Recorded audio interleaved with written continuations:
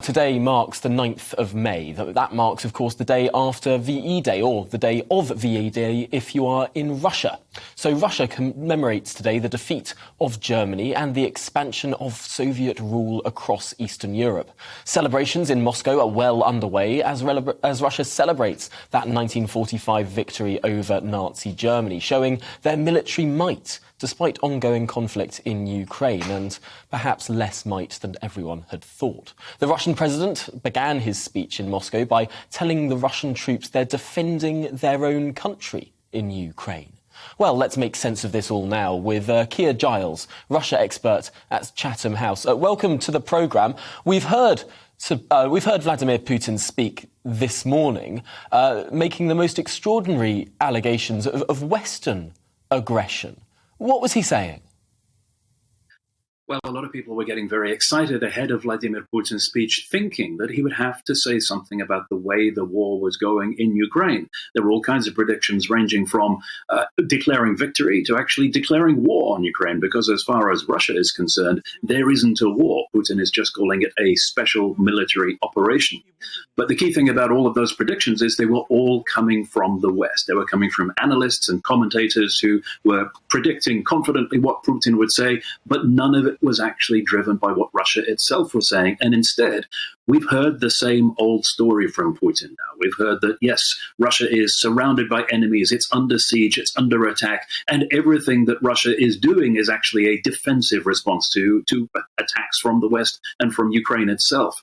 It's just a symptom of this alternative reality that has been driven by Russian propaganda for so long now that it's very hard to challenge within Russia itself. It's only outside the country that discordant note between what Putin is saying and what the rest of the world knows to be true is clear.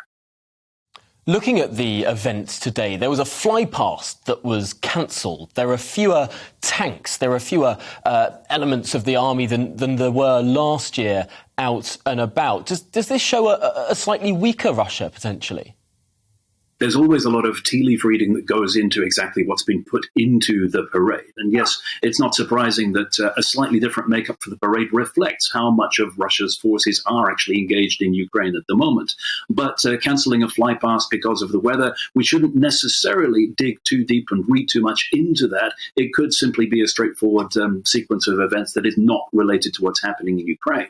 It's far more what Putin is saying and how he's framing this event that is of interest. And of course, it's part of that ongoing narrative of Russia against the world, of Russia being on the defensive and having to prosecute this war of reconquest in Europe because it's forced to do so. Do Vladimir Putin's words today suggest that this is a conflict that will stretch on much further than this month? Of course, many people are suggesting that it could have all been wrapped up today. That now seems like a fantasy. That's exactly that. That was one of the predictions, that if Putin declared that some of the objectives of Russia in Ukraine had been met, then it would have meant that they could have a ceasefire, a scaling down of military operations. But that hasn't happened. So yes, Russia does seem to be in this for the long haul, but at the same time, Putin did not announce many of the steps that Russia would actually need to take to conduct this war for much longer, like a military call-up in order to replace the manpower that it's losing in Ukraine and keep those frontline units manned. So yes, there's a mixture there of both this apparent determination to continue with the conflict, but also still not to admit that Russia is actually waging war against its neighbour. So how does this all conclude then? If Russia's not going to declare formal war, not going to have the boost of troops that would provide, how does Ukraine conclude? Well, that's because they haven't formally announced that they're going to be calling up more troops. Doesn't necessarily mean that mobilization isn't happening. You can see Russia scraping the barrel for manpower in a lot of different regions. This forced mobilization of people in the occupied regions of Ukraine to fight on the Russian side, which in itself is just one of the many war crimes that Russia is currently conducting. Recruiting in Syria, recruiting private military companies, mercenaries, all in an attempt to keep this war effort going without declaring the full-scale mobilization of Russia that would be necessary to actually completely overwhelm Ukraine.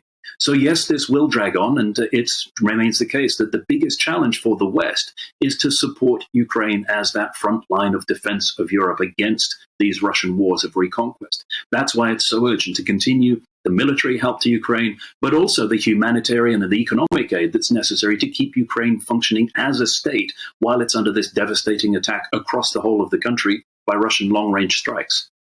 Well, it is such a fascinating ongoing situation, and one that it seems like the West is not the best at predicting how it will go in the future. Well, let's hope that that conversation has made more sense of it for everyone listening at home. Thank you so much for joining us, Keir Giles, of course, Russia expert at Chatham House. Thank you for your time this morning.